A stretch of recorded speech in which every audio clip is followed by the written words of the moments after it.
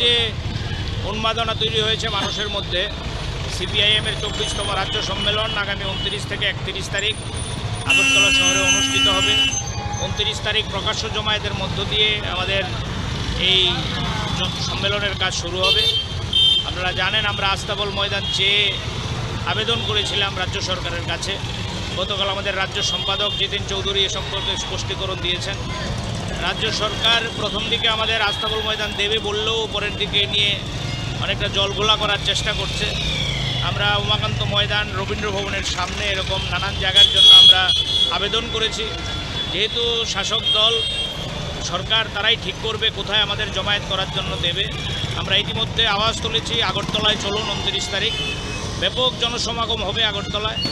এর প্রচারকে সামনে রেখে আমাদের সারা রাজ্যের বন্ধুরা নানান কায়দায় প্রচার সামগ্রী নিয়ে রাস্তায় নেমেছে।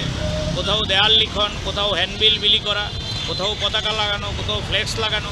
আজকে আমাদের আগরতলা শহরের বন্ধুরা সদর মহকুমা কমিটির আহ্বানে ফ্লেক্স, পোস্টার, ব্যানার নিয়ে রাস্তায় নেমেছে মানুষের দৃষ্টিতে নেওয়ার জন্য।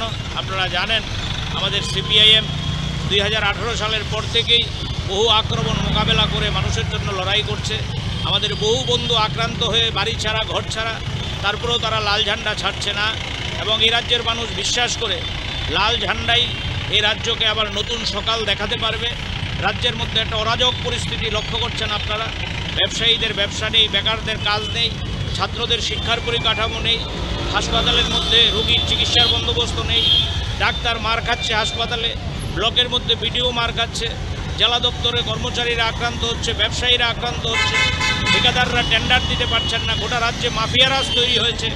এর বিরুদ্ধে আওয়াজ তোলার জন্য গোটা রাজ্যের মানুষ তৈরি হচ্ছে এবং আমরা আত্মবিশ্বাসী এই 29 তারিখের যে প্রকাশ্য জমায়েত, এই জমায়েত ঐতিহাসিক আকার ধারণ করবে এবং সিপিআইএমের যে রাজ্য সম্মেলন, এই রাজ্য সম্মেলন থেকে এই রাজ্যে শাসক গোষ্ঠীর যে অবৈধ আনাগোনা তার বিরুদ্ধে ব্যাপক লড়াইয়ের মঞ্চ সেখানে তৈরি হবে।